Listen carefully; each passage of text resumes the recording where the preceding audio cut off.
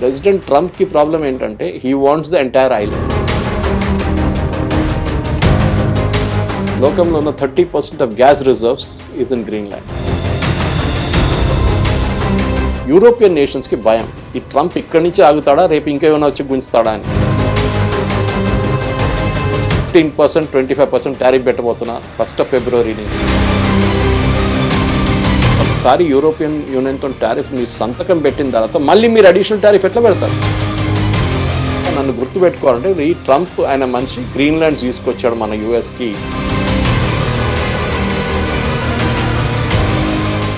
Hit TV ప్రేక్షకులకు నమస్కారం. మొన్నటి వరకు వెనిజులా, కానీ ఈ రోజు పొద్దున్న నుంచి నిన్న నుంచి వినిపిస్తున్న ఇంకో కొత్త దేశం పేరు గ్రీన్లాండ్.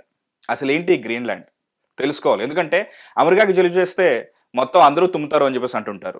ఇందులో ట్రంప్ ఎందుకు ఇన్వాల్వ్ అయ్యాడు, అసలు అతనుకున్న ఇష్యూ ఏంటి, దీని గురించి యూరప్, డెన్మార్క్ వీళ్ళు ఏం చేస్తున్నారు, దీని గురించి మొత్తం సమగ్ర అవగాహన మనకి ఇవ్వడానికి సురేష్ కొచెటిల్ గారు మనతో ఉన్నారు. సార్ నమస్కారం. నమస్కారం సార్, మొన్నటి వరకు వెనిజులా, దాని గురించి అక్కడ జరిగిన అరెస్ట్ల గురించి ప్రపంచవ్యాప్తంగా మొత్తం సంతాపం తెలుపుతూ ఇలా జరిగిందేంటి, అలా జరిగిందేంటి, ప్రశ్నించేవారు లేరా అని చెప్పేసి ఎన్నో క్వశ్చన్స్ వచ్చాయి సార్. కానీ గత 2 రోజులుగా వినిపిస్తున్న కొత్త దేశం పేరు గ్రీన్లాండ్.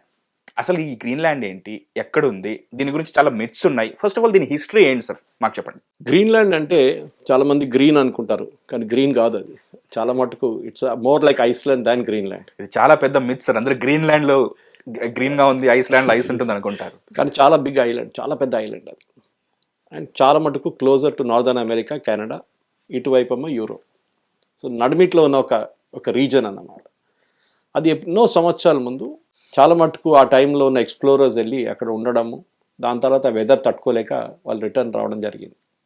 కానీ డెన్మార్క్ ఎప్పుడు ఇంట్రెస్ట్ ఉండే దాని మీద, ఇటలీ కూడా ఇంట్రెస్ట్ ఉండే, ఇటలీ కూడా ఆక్యుపై చేశారు కొన్ని రోజులు. ఆ టైంలో మనం మాట్లాడుతుంది we are talking 1700s and all. ఈ షిప్పులు తీసుకొని, చిన్న షిప్పులు తీసుకొని వెళ్ళడము, క్రిస్టోఫర్ కొలంబస్ ఇటువైపు చూసాం, మన వాస్కో డ గామా ఇండియా వైపు చూసాం, అట్లాంటి చాలా మంది ఉన్నారు సీఫేరర్స్. కానీ వెదర్ తట్టుకోలేక చాలా మంది రిటర్న్ వచ్చేసారు. ఎందుకంటే not like normal humid weather. అది అంటార్టికా కన్నా దారుణంగా ఉంటుంది సార్. అదే ఉంటుంది, అదే లెవెల్లో ఉంటుంది అది. సో ఆ టైంలో మనకి ఏం చెప్తారు, ఇగ్లూస్ లేవు, పెద్ద ఏం చెప్తారు, హీటర్స్ లేదు, ఏం లేదు కదా. సో ఎట్లా తట్టుకుంటారు, అది దట్స్ అ బిగ్ ప్రాబ్లం. కానీ ఒక రీసెంట్ హిస్టరీకి రావాలంటే మనం we should go back to somewhere in 1800s. 1800sలోనే ఒక ఇంట్రెస్ట్ మొదలైంది డెన్మార్క్ గురించి. డెన్మార్క్కి గ్రీన్లాండ్కి రిలేషన్షిప్. ఒక ఇండిపెండెంట్ నేషన్గా గ్రీన్లాండ్స్ ఎప్పుడు ఎరగలేదు, పైకి రాలేదు. It was always under occupation somewhere. మామూలుగా ఏ ఐలాండ్ అయినా తొందరగా ఆక్యుపై చేసుకుంటారు, ఈ పెద్ద ఐలాండ్ ఇంకా ఎవరు చేసుకోలేదు. ఎందుకంటే వెదర్ అట్లా ఉంది కదా, ఏం చేయలేదు. ఇప్పుడు మీరు కెనడా తీసుకోండి, కెనడాలో హ్యూమన్ హ్యాబిటేషన్ ఉండే చాలా చిన్న రీజన్, మిగతా అంతా it is frigid. Okay, just like Australia. Australia still is habitable, but it's ఏం చెప్తారు, ఎక్స్ట్రీమ్ వెదర్స్ ఉంది అక్కడ. ఓకే, ఇక్కడ ఒకటే సైడ్ వెదర్ ఉంటుంది అన్నమాట. Okay, then that is it.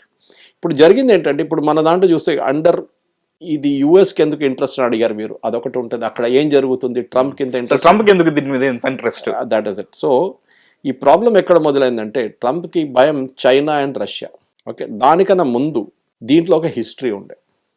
ఆ హిస్టరీ అని మనం తెలుసుకోవాలి. ఒకటి, యుఎస్ అక్కడ ఒక నేవల్ బేస్ అని చెప్పొచ్చు, ఒక ఎయిర్ ఫోర్స్ బేస్ అని చెప్పొచ్చు. ఆల్మోస్ట్ 1951లో సెటప్ చేశారు అది. We're now in 2026. అవును సార్. 1951లో ఒక బేస్ సెటప్ చేశారు అక్కడ యుఎస్. అప్పుడు మనం అడగొచ్చు, కరెక్టే కదా, వాళ్ళ పాప అక్కడ ఉన్నారు ఇన్ని సంవత్సరాలు, వాళ్ళకి ఇచ్చేవచ్చు కదా అని చెప్పొచ్చు. కానీ ఆ బేస్ ఎట్లా సెటప్ చేశారంటే, దాన్ని ఫ్రమ్ థూల్ ఎయిర్ బేస్ అని ఉండే ముందు, దాని పేరు THULE, థూల్. అది ఎయిర్ ఫోర్స్ బేస్గా ఉంచుకున్నారు. ఇంట్రెస్టింగ్ ఏంటంటే, అక్కడ ఆ టైంలో 300 మంది వెళ్తుండే అంతే. అండ్ వాళ్ళకు ఒక బెనిఫిట్ ఏంటంటే, అక్కడ వెళ్ళేటోళ్ళకి ఇన్కమ్ ట్యాక్స్ లేదు. యుఎస్ గవర్నమెంట్ ఏమన్నారు, సర్వ్ చేస్తున్న సోల్జర్స్ కానీ, నేవల్ పర్సనల్ కానీ, ఎయిర్ ఫోర్స్ వాళ్ళు కానీ, వాళ్ళకి ఇన్కమ్ ట్యాక్స్ ఉండదు, ఎందుకంటే అక్కడ వెళ్ళి ఉండాలి కదా వాడు, ఒక బెనిఫిట్ లాగా. So that one. దాని తర్వాత ఏం జరిగిందంటే, 1951లో ఒక ఒప్పందం చేసుకున్నారు. ఎవరు, డెన్మార్క్ అండ్ యుఎస్. సో మనది కొత్త కొట్లాడ కాదు, చాలా పాతది, మళ్ళీ తెర మీదకి వచ్చి అదే అంటారు. సో ఆ ఒప్పందాలు ఏం చేశారంటే, ఆ టైంకి 51లో సెకండ్ వరల్డ్ వార్ అయిపోయింది. ఆ టైంకి దాని తర్వాత ఒక న్యూక్లియర్ వెపన్ యూజ్ చేశారు ఫస్ట్ టైం, మనం చూసాం. హిరోషిమా నాగాసాకి మీద ఒక వెపన్ యూజ్ చేసినప్పుడు న్యూక్లియర్ అనే ఒక ఆప్షన్ తెలిసిపోయింది బయట. ఓకే.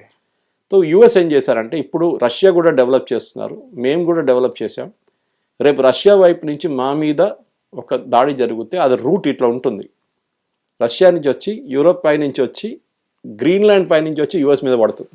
ఓకే, సరే ఇటువైపు నుంచి కూడా ఆడొచ్చు, okay, that is also possible. కానీ రేరిటీ ఛాన్స్ ఇక్కడి నుంచి ఎక్కువ ఉంటుందని గ్రీన్లాండ్లో పెట్టుకుంటే ఈ మిసైల్ వచ్చే మిసైల్ని ట్రాక్ చేసి కొట్టచ్చు. ఓ మనం చూసాం ఇజ్రాయెల్ ఐరన్ డోమ్ యూజ్ చేశారు గాజా వార్లో. సార్. ఈవెన్ హూతీలు ఫైర్ చేసిన మిసైల్స్ కానీ ఇరాన్ ఫైర్ చేసిన మిసైల్స్ని ట్యాకిల్ చేయడానికి.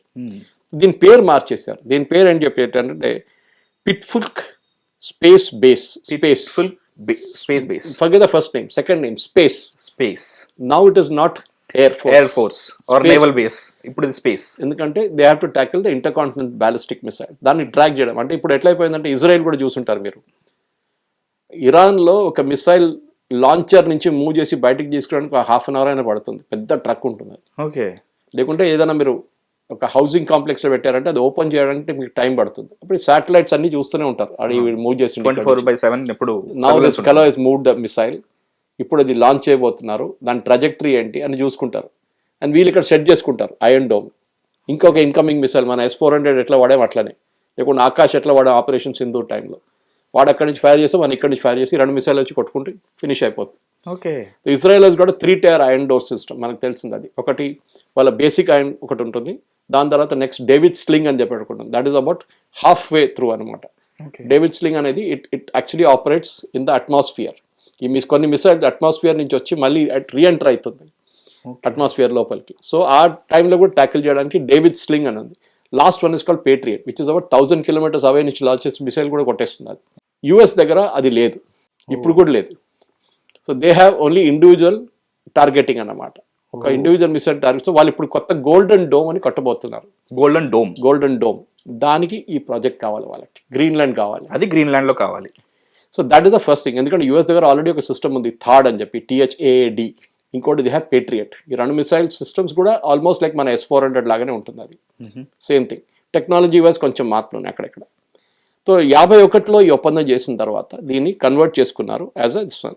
ఇది ఒక ఎర్లీ వార్నింగ్ రాడార్ సిస్టమ్ ఒకటి. అండ్ ఆ రాడార్ సిస్టమ్ నుంచే ఇది బ్యాలిస్టిక్ మిసైల్స్ని ట్యాకిల్ చేస్తుంది. ఓకే. సో కొత్తదేం కాదు. సో ఇది పాత స్టోరీ. ఎందుకు చేశారంటే, ఎందుకు ఇప్పుడు అర్జెన్సీ ఎందుకు వచ్చిందంటే, యుఎస్కి చైనా ఎక్కువ భయం రష్యా కన్నా. రష్యా యుక్రెయిన్ కొట్టుకుంటున్నారు, అక్కడ ఇద్దరు వస్తున్నారు. ఇక్కడ 1,00,000 మంది పోయారు, అక్కడ 1,00,000 మంది పోయారు. రష్యన్ ఇండస్ట్రీ కూడా కొలాప్స్ అయిపోయింది ఆల్మోస్ట్. వాళ్ళు కానీ ఇరాన్ నుంచి తెప్పించుకుంటున్నారు మిసైల్స్. ఇప్పుడు ఇరాన్ మీద కొట్టిన తర్వాత ఇరాన్ కూడా బంద్ చేసేసారు. రష్యా మీద ఎక్కువ భయం లేదు, ఇప్పుడు చైనా మీద భయం. చైనా ఏం చేస్తారు రేపు అని. దీని నడుమిట్లో చైనా ఒకసారి వచ్చి డెన్మార్క్ దగ్గర అడిగారు, మాకు ఐలాండ్లో ఒక బేస్ ఇవ్వండి అని. ఓకే. ఆల్రెడీ ఏదైతే యుఎస్ అక్కడ బేస్ పెట్టుకున్నారో ఇప్పుడు స్పేస్ గా మార్చుకుంటున్నారు. ఇప్పుడు అదే ప్లేస్ చైనా కూడా అడుగుతుంది, ఎందుకంటే వాళ్ళకు కూడా అదే ఐడియా ఉండొచ్చు. చైనా చూడండి, చైనాది ఏంటంటే ఎక్స్పాన్షనిస్ట్ పాలసీ. ఎస్పెషల్లీ జీ జింగ్పిన్ వచ్చిన తర్వాత ఎక్స్పాన్షనిస్ట్ పాలసీ ఉంది. జిబూటి ఆఫ్రికాలో వాళ్ళకి ఒక బేస్ ఉంది. 2600 people ఉన్నారు అక్కడ. హంబంబోటా పోర్ట్ ఇక్కడ కొలంబో దగ్గర, ఇట్ అండర్ చైనీస్ ఆక్యుపేషన్. వాళ్ళు తీసుకున్నారు. కొక్కో ఐలాండ్స్ అని చెప్పి చిన్న ఒక ఐలాండ్ స్ట్రెచ్ ఉండే ఇక్కడ మన అండమాన్ నికోబార్లో టాప్ మోస్ట్ ఐలాండ్ పైన. అవును సార్. Belongs to Myanmar. అక్కడ బ్రిటిష్ టైంలో 300 feet ఒక రన్వే ఉండే. ఇప్పుడు సడన్ గా శాటిలైట్ పిక్చర్ చూసినప్పుడు యుఎస్ వాళ్ళు అది 3000 అయిపోయింది. ఎవరు కట్టారు? చైనీస్. వాళ్ళు కూర్చున్నారు అక్కడ. సో ప్రతి చోట వాళ్ళకి ఎక్కడెక్కడ వాళ్ళకి దొరుకుతుందో అక్కడన్నీ చైనీస్ ఈ బెల్ట్ రోడ్ ఇనిషియేటివ్ అని మొదలు పెట్టారు చూడండి వాళ్ళు. ఇప్పుడు పోలార్ రోడ్ ఇనిషియేటివ్ అని చెప్పి గ్రీన్లాండ్ లో లాంచ్ చేద్దామని చెప్పి వాళ్ళు అడిగినప్పుడు ప్రశ్న అడిగారు. బెల్ట్ రోడ్ ఇప్పుడు మళ్ళీ పోలార్ అది సపరేట్, ఇది separate. So Denmark said no, we will not give. Denmark కూడా ఇప్పుడు ప్రాబ్లం లేదు. ప్రెసిడెంట్ ట్రంప్ కి ప్రాబ్లం ఏంటంటే he wants the entire island.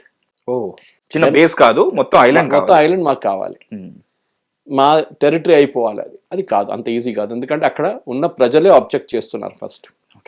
మనం ఒక మాట గుర్తుపెట్టుకోవాలి, ఎందుకంటే దీంట్లో చాలా మటుకు ఒక హిస్టరీ ఉందంటే ఒక హిస్టరీ ఉంది.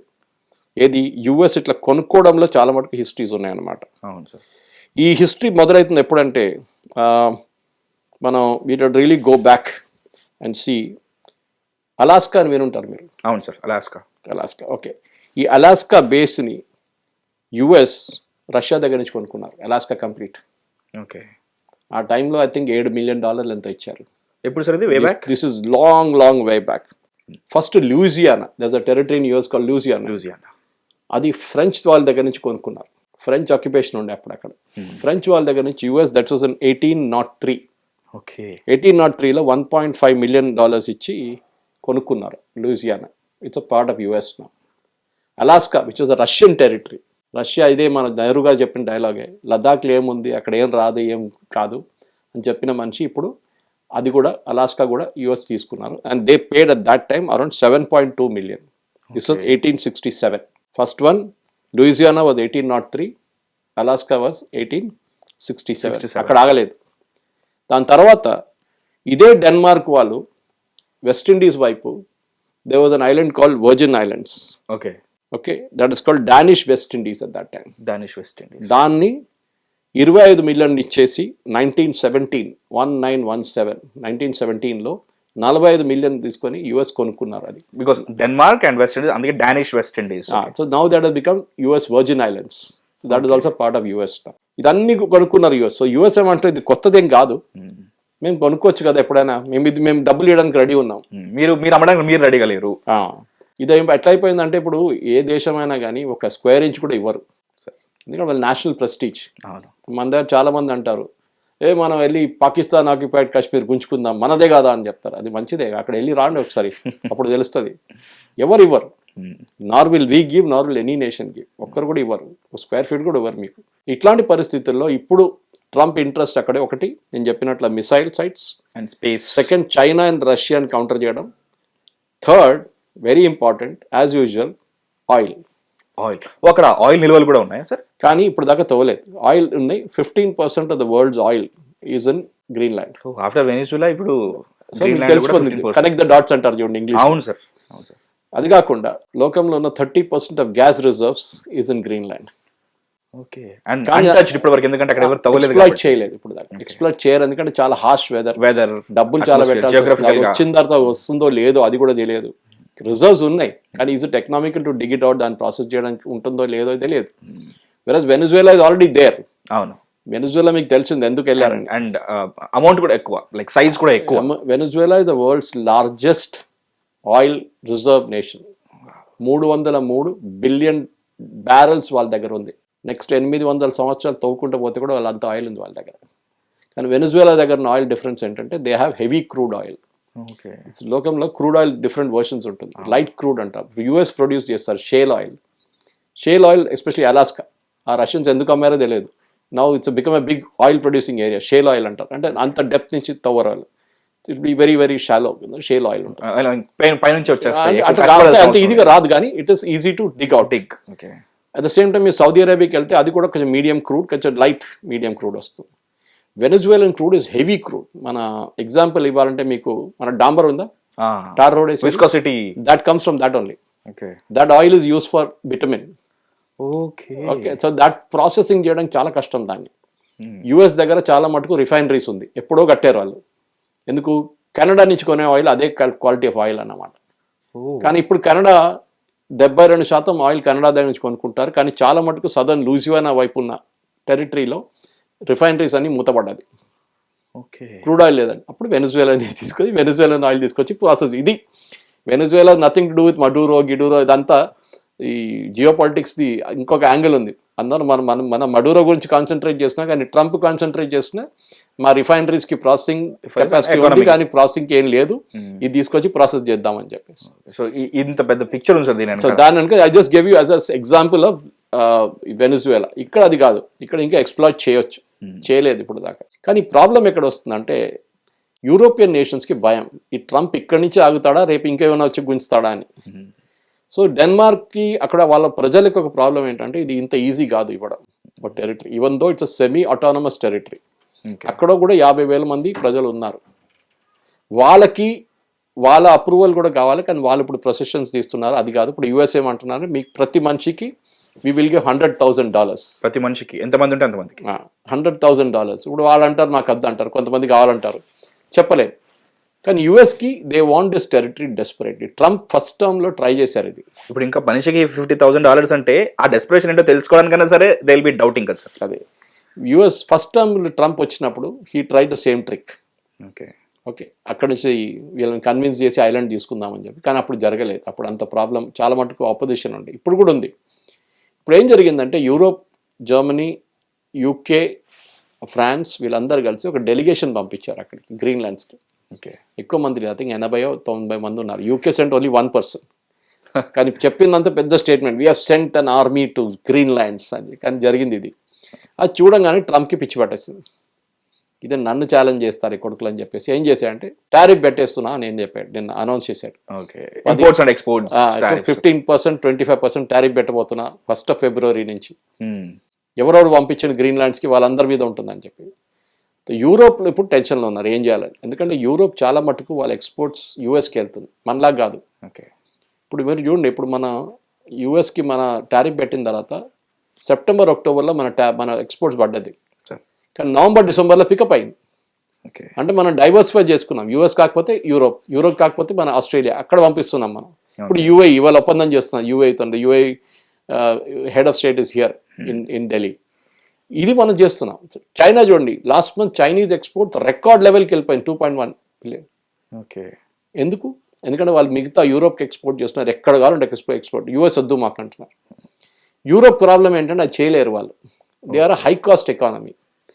సి యుఎస్ మ్యానుఫ్యాక్చరింగ్ ఎందుకు పడిపోయింది అనేది ఒక చిన్న ఎగ్జాంపుల్ మీకు ఇస్తాను నేను. అది nothing do with this Greenland issue, కానీ చెప్తాను it is the relevance they. ఒక కార్ యూఎస్లో తయారు చేయాలంటే నేను ఒక ఎగ్జాంపుల్ తీసుకుంటాను, just example, not actual amount. $40,000 అని పెట్టుకుందాం, లేకుంటే $25,000 అని పెట్టుకుందాం. అదే కారు మీరు చైనాలో తయారు చేస్తే $10,000 అవుతుంది. ఓకే, కార్ సేమే, క్వాలిటీ కూడా సేమే. వాళ్ళ లేబర్ కాస్ట్ తక్కువ. ఇక్కడ వాడు $10 per hour అంటాడు, అక్కడ వాడు $1 per hour లో పనిచేస్తాడు. ఆల్సో వాళ్ళ పాపులేషన్ కూడా. దానికోసం మన సాఫ్ట్వేర్ ఇండస్ట్రీ అదే కదా, మనం కూడా చేస్తున్నాం సాఫ్ట్వేర్ ఇండస్ట్రీ. ఇక్కడ ఏం చేస్తున్నాం మనం? Labour arbitrage. అదే పని యూఎస్లో చెప్పేయాలంటే మేము ఎక్కువ డబ్బులు ఇవ్వాలి, ప్రతిరోజుకి $60 ఇవ్వాలి. $6 ఇస్తే మనోడు ఇక్కడ పనిచేస్తాడు హైటెక్ సిటీలో కూర్చొని. ఇది లేబర్ ఆర్బిట్రాజ్.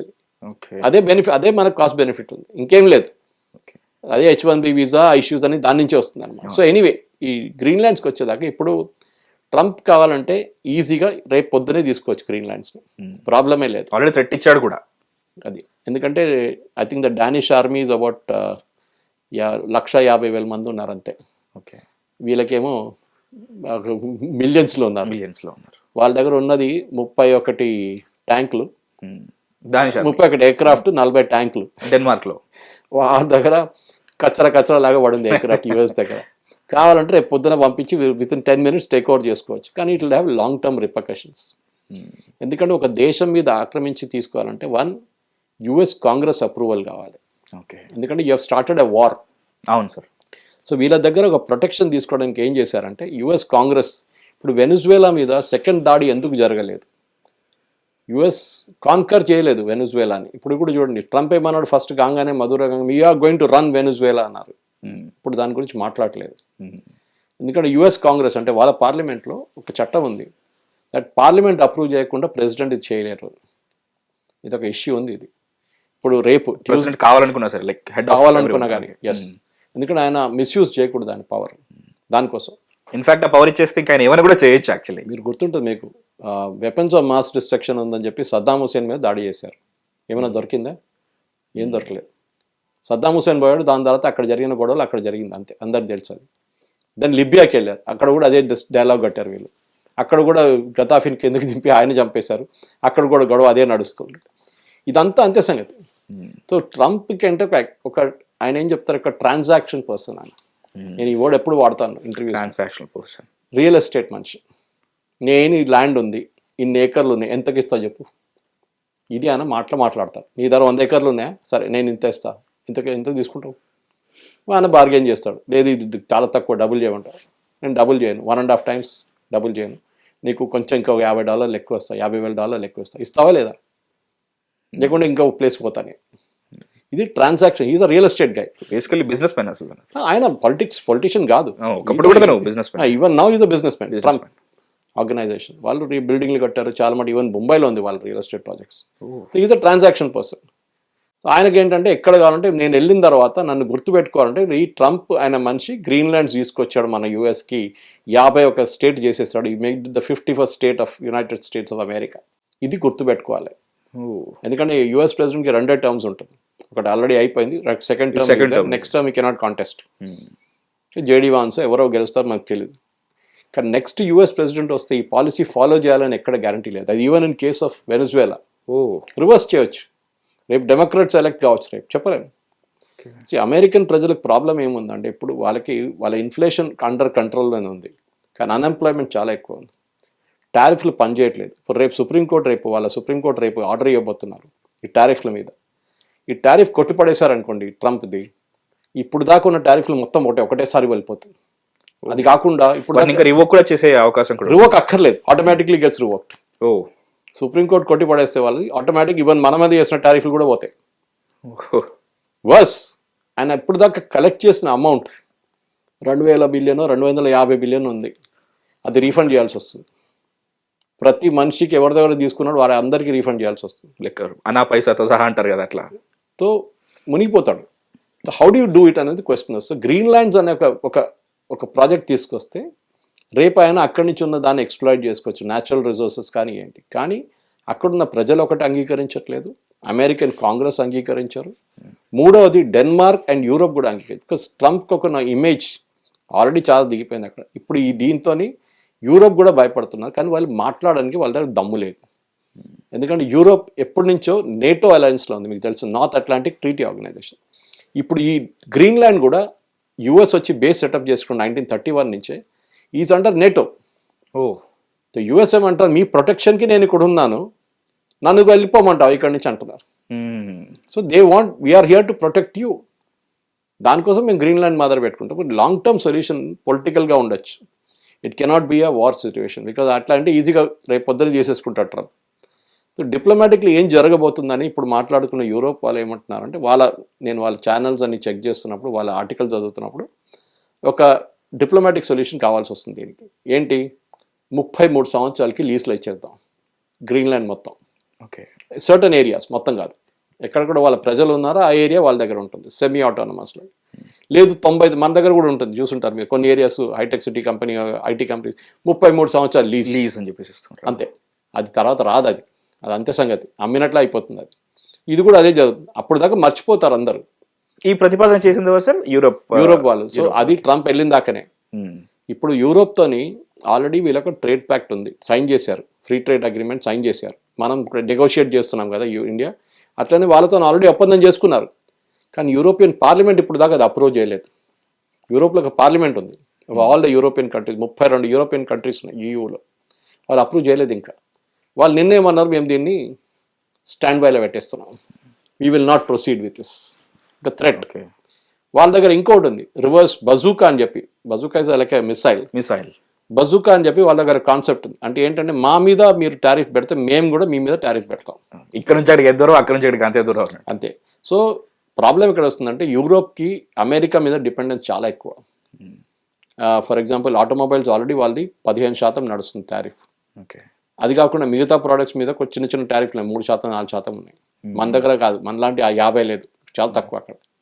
కానీ మొత్తం డిపెండెన్స్ యూఎస్ మీద ఉంది. వీళ్ళ ప్రోడక్ట్స్ యూఎస్లోనే, దానికోసం కాస్ట్ డిఫరెన్స్ చెప్పాను మీకు. అవును సార్, వీళ్ళు ఇండియాలో అమ్మలేరు, యూరోపియన్ కార్స్ తీసుకొచ్చి ఇండియాలో అమ్మలేరు. దానికోసం ఇండియాలో తయారు చేస్తున్నారు BMW, ఇండియాలో తయారు చేస్తున్నారు జాగ్వార్ ల్యాండ్ రోవర్.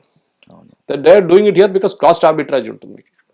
అక్కడ అమ్మాలంటే మీరు అదే కారు మీరు యూఎస్కి తీసుకెళ్ళి అమ్మాలి. You cannot sell it anywhere in the world. ఆ కాస్ట్, ఆ పేమెంట్ చేసే కెపాసిటీ వాళ్ళ దగ్గరే ఉంది. అందుకనే టారిఫ్ అనేది అంత డిఫరెన్స్ చూపిస్తుంది. Now Europe is negotiating. వాళ్ళకి తెలుసు ఈ టారిఫ్ వీళ్ళ పడితే దెన్ దేర్ ఇండస్ట్రీ చాలా మటుకు ఇంపాక్ట్ అయిపోతుంది. సో స్లోలీ అండ్ స్లోలీ వీళ్ళు నెగోషియేట్ చేస్తున్నారు. ట్రంప్ ఒక డ్రామా లాగా చేస్తారు ఎప్పుడు. ఆయన పర్సనాలిటీ అది. Okay, I was listening to his commerce secretary వాళ్ళ పొద్దున, ఆయన అదే అంటున్నాడు, మీరు ఎక్కువ టెన్షన్ పడకండి, ఆయన మాట్లాడుతున్నా అట్లనే మాట్లాడతాడు. ఓకే, నాకు ఒక ఫ్రెండ్ ఉండే ముందు మీడియాలో, ఆడు మాట్లాడితే కోపం వస్తుంది అందరికి, ఏంటో ఇట్లా మాట్లాడతాడు, నేను మాట్లాడేది ఇట్లా అంటాడు, నేను ఏం చేయలేదు, వే ఆఫ్ స్పీకింగ్. ట్రంప్ కూడా అంతే, మన అమిత్ షా చెప్పినట్టు నా వాయిస్ ఇలా ఉంటుంది, నేను చాలా ఫ్రెండ్లీ పర్సన్ అని చెప్పినట్టు అనమాట. Same thing. So he saying Trump is like that. మీరు ఆయన హ్యాపీగా పెట్టుకోండి, ఆయన మిమ్మల్ని కూడా హ్యాపీగా పెట్టుకుంటారు. మోదీ గారి దగ్గర కూడా చెప్పారు, ఒకసారి అడ్వైస్ ఇచ్చారు, you keep him happy and he'll keep you happy. కానీ అట్ ద సేమ్ టైం యూరోప్లో ఉన్న ప్రజలకి ఇప్పుడు ఒక టెన్షన్, ఈయన ఇట్లా పోతే ఎక్కడికి వెళ్తాడు నెక్స్ట్, ఇది దొరికితే ఇంకెక్కడైనా ఇంకో ఐలాండ్ చూస్తాడా, ఇంకొక ఐలాండ్కి వెళ్తాడా అని ఒక డౌట్ ఉంది వాళ్ళ దగ్గర. సో డెన్మార్క్ ఆల్రెడీ చాలా సంవత్సరాల నుంచి యూఎస్తోని ఈ డీల్లో ఉన్నారు. ఇప్పుడే మనం నేర్చుకుంటున్నాం దాని గురించి. కానీ నేను చెప్పినట్ల it is started from 1800s in by buying islands like Louisiana and Alaska కొనుక్కున్నారు, దాని తర్వాత వర్జిన్ ఐలాండ్స్ తీసుకున్నారు, యూఎస్లో చేర్పించుకున్నారు. దాని తర్వాత 1917 నుంచి మొదలైంది. 1949లో తర్వాత ఈ బేస్ని రీఫార్మాట్ చేశారు. ఇప్పుడు అదే బేస్ని ఎక్స్పాండ్ చేసుకుని బహుశా ఇంకొక 5-6 బేస్లు సెటప్ చేస్తారు.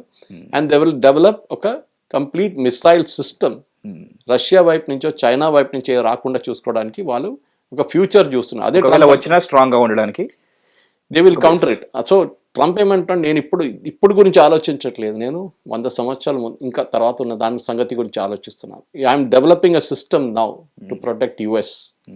దానికి సహకరించండి మీరు అందరు కలిసి అని చెప్తున్నారు. సో ఇప్పుడు అతనికి ఒక స్ట్రాంగ్ రీజన్ ఉంది. ఆ రీజన్ లో ప్రాసెస్ గా తను ఒక డీల్ ఇచ్చాడు. ఆ డీల్కి ఒప్పుకోకపోతే ఒక థ్రెట్ ఇచ్చాడు. ఆ థ్రెట్ ని ఆల్రెడీ ఒప్పుకోవట్లేదు. సో ఇంటర్నేషనల్ కమ్యూనిటీస్ ఎలా తీసుకుంటున్నాయి వీటిని? మనకి ఏషియాలో ఏమి ఇంపాక్ట్ లేదు దీనికి. ఎందుకంటే ఏషియా వైపు అయితే రాడు ట్రంప్ ఇప్పుడు. ఓకే, ఆయనకు ప్రాబ్లం ఉన్నది గ్రీన్లాండ్తోనే. ఇప్పుడు కూడా కాదు, లాస్ట్ టైం కూడా చెప్పాను కదా, ఫస్ట్ టర్మ్లో కూడా గ్రీన్లాండ్ అడిగారు, గ్రీన్లాండ్ నాకు కావాలి, గ్రీన్లాండ్ నాకు కావాలని చెప్పి. ఇది ప్రాసెస్ స్టార్ట్ అయింది హ్యారీ ట్రూమన్ టైం నుంచి. హ్యారీ ట్రూమన్ యుఎస్ ప్రెసిడెంట్గా ఉన్నప్పుడు 1940sలో ఇది అప్పుడు మొదలైంది. ప్రాబ్లం ఎక్కడ వచ్చిందంటే డెన్మార్క్ అనగానే ఒక న్యూక్లియర్ ఫ్రీ కంట్రీ వాళ్ళు. కానీ వాళ్ళొక ప్రైమ్ మినిస్టర్ ఉండే, ఐ థింక్ సమ్వేర్ ఇన్ 1947, ఆయన ఒక సంతకం చేసిండు వీళ్ళతో, యూఎస్ అని సీక్రెట్ అగ్రిమెంట్ చేసి మీరు న్యూక్లియర్ వెపన్స్ తెచ్చి పెట్టుకోవచ్చు థూల్స్ ఎయిర్వేస్ బేస్లో. ఓకే, అప్పుడు ఆ టైంలో I think 1949 or 51లో B-52 bomber crash అయింది థూల్స్ ఎయిర్ ఫోర్స్ బేస్ దగ్గర, ఐస్ మీద పడ్డది. దాంట్లో 2 హైడ్రోజన్ బాంబులు ఉండే. అది పెద్ద ఇష్యూ అయిపోయింది డెన్మార్క్లో. ఓకే, అంటే మీరు హైడ్రోజన్ బాంబు తీసుకుని ఎట్లా తిరుగుతున్నారు ఇక్కడ గ్రీన్లాండ్ అంటే, అప్పుడు వాళ్ళు సంతకం చేసే, మేము అప్పుడు ఒక ప్రధానమంత్రి ఉండి ఆయనతో చేసుకున్నాం మేము. అది వీళ్ళ మీద ఒక చాలా పెద్ద ఒక ప్రాబ్లం వచ్చింది. రివర్స్ కార్డ్ అయిపోయింది. సో డెన్మార్క్కి పెద్ద ప్రాబ్లం అయిపోయింది. అది తర్వాత న్యూస్ ఇప్పుడు నాకు కూడా తెలియదు ఎగ్జాక్ట్లీ ఏం జరిగింది. నేను చాలా మటుకు రీసెర్చ్ చేశాను కానీ ఎక్కడ ఇన్ఫర్మేషన్ లేదు. వీళ్ళు ఏమన్నారంటే మేము అది ఐస్ నుంచి డిగ్ చేసి బయటికి తీస్తున్నాం ఆ ఎయిర్క్రాఫ్ట్ని, ఆ బాంబ్స్. ఎందుకంటే ఒకసారి ఇది పలిగింది అనుకోండి ఎక్కడైనా, బ్లాస్ట్ అయితే జరగదు కానీ ఒకసారి న్యూక్లియర్ రేడియేషన్ జరిగితే మీరు ఐలాండ్ కాదు ఎక్కడ గ్రీన్లాండ్ మొత్తం ఖాళీ చేసి వెళ్ళిపోవాల్సి వస్తుంది.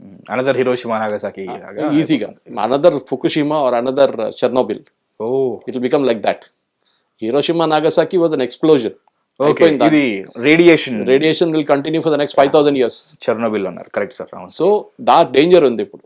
సో ఆ డేంజర్ని అరికట్టడానికి వీరు అది ఏం జరిగింది ఆ రోజు అని క్లియర్గా చెప్పాల్సి వస్తుంది. వీళ్ళకి భయం ఏంటంటే డేన్స్కి రేపు ఇది మళ్ళీ రిపీట్ కావచ్చు, రేపు ఏదైనా ఇంకొక ఎయిర్క్రాఫ్ట్ క్రాష్ అయితే లేకుంటే ఇంకొక అటామిక్ ఎక్స్ప్లోషన్ జరిగితే మా టెరిటరీ మీదే జరుగుతుంది, మా ప్రజల మీద ఇంపాక్ట్ ఉంటుంది. యుఎస్ ఏమో చాలా క్లియర్గా వాళ్ళు చెప్పట్లేదు ఏం జరిగింది యాక్చువల్ అని, వాళ్ళు మాట్లాడలేదు. ఇది వాళ్ళ ప్రాబ్లం. అతనుకున్న పవర్స్తో అతను ప్రొసీడ్ అవ్వడానికి ముందుకు వెళ్ళాలన్నా సరే చాలా ఆపుతున్నాయి.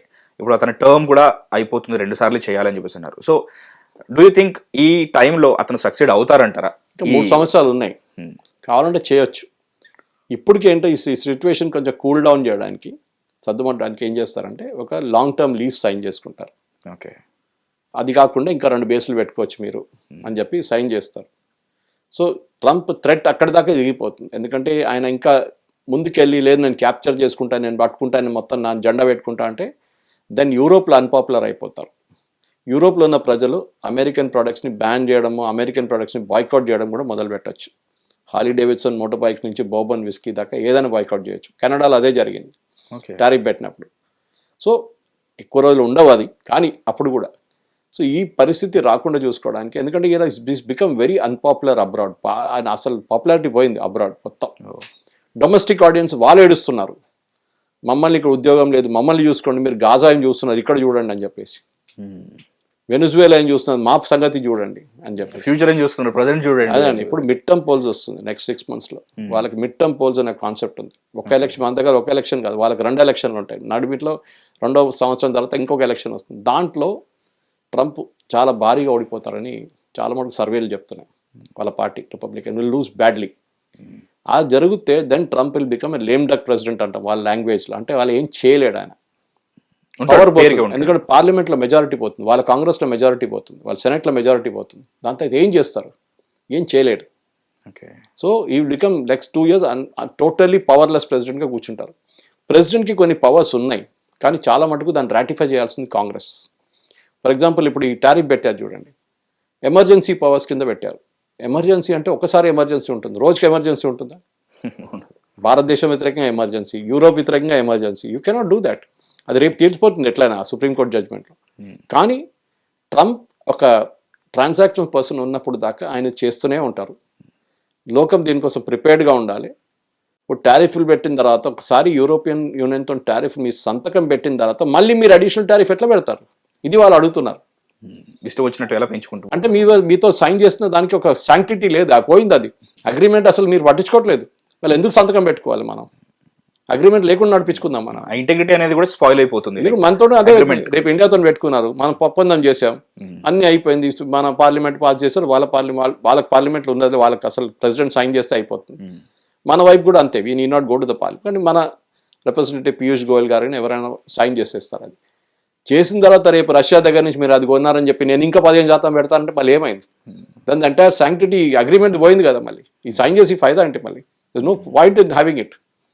సో ఇది మనం ఆలోచించాలి. సో మీరు అడిగిన ప్రశ్నకి ఏషియా మీద ఏమైనా ఇంపాక్ట్ ఉంటుందంటే ఈ ఇంపాక్ట్ ఉంటుంది. ఓకే, దట్ ఈస్ ఒక అగ్రిమెంట్, ఒక ఒప్పందం చేసుకున్న తర్వాత దాన్ని ఆనర్ చేయాలి. అది కాకుండా అది సైన్ చేసాడు లేదు నేనేం చేసుకుంటా, ఆ టైంలో నా మూడు బాగుండే అప్పుడు చేసాను, ఇప్పుడు నా మూడు బాగాలేదు అంటాడు. ఇది Trump problem. So overall Greenland as an issue, historically అమెరికాకి గ్రీన్లాండ్స్ మీద చాలా మటుకు వాళ్ళకి ఏం చెప్తారు, ఒక బేస్ ఉంది అక్కడ, వాళ్ళకి చాలా రోజుల నుంచి వాళ్ళకి ఒక ఇంట్రెస్ట్ ఉంది అక్కడ. సో బహుశా చిన్నగా ఒక లీజ్ ఇచ్చేసి ఎట్లయినా దీని మీద ఒక అగ్రిమెంట్ చేసుకోవడం అని ఇప్పుడున్న డానిష్ గవర్నమెంట్ వాళ్ళ స్ట్రాటజీ అదే అనిపిస్తుంది. మొత్తానికి ఒక ఐస్లాండ్ పైన ఉన్న green colour clear picture. So Suresh గారు చెప్పిన ఆ పరిణామాలన్నీ ట్రంప్ ఉన్న 3 సంవత్సరాలు అవుతాయా?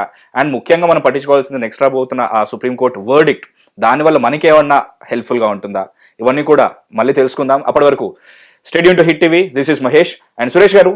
చాలా చాలా చాలా థ్యాంక్స్, చాలా విలువైన విషయాలు మాకు చెప్పారు. Thank you. Hit TV app, ఇందులో short news, live news, entertainment shows, movies, digital magazines తో పాటు మీ జిల్లా వార్తలను కూడా ఫ్రీగా చూడొచ్చు. ఇంకెందుకు ఆలస్యం, వెంటనే హిట్ టీవీ యాప్ ని డౌన్లోడ్ చేసుకుని ఫ్రీగా ఎంటర్టైన్మెంట్ పొందండి. Hit TV app. Hit TV app. Please download hit TV app. Hit TV app ని ఫ్రీగా డౌన్లోడ్ చేసుకొని ఎంజాయ్ చేయండి. మీకు నచ్చిన ఎంటర్టైన్మెంట్ కోసం హిట్ టీవీ యాప్ ని ఫ్రీగా డౌన్లోడ్ చేసుకొని ఎంజాయ్ చేయండి. హిట్ టీవీ యాప్ ని డౌన్లోడ్ చేసుకుని ఆస్వాదించండి, ఆశీర్వదించండి. ఇంతమంది సెలబ్రిటీలు హిట్ టీవీ యాప్ ని డౌన్లోడ్ చేసుకోండి అని చెప్తున్నారంటే ఎంత మంచి యాప్ ఆలోచించండి. అమెరికా అమెరికా అమెరికా అమెరికాలో చదవాలనుకునే వాళ్ళకి విశ్వసనీయమైన పేరు మన శౌర్య కన్సల్టెన్సీ.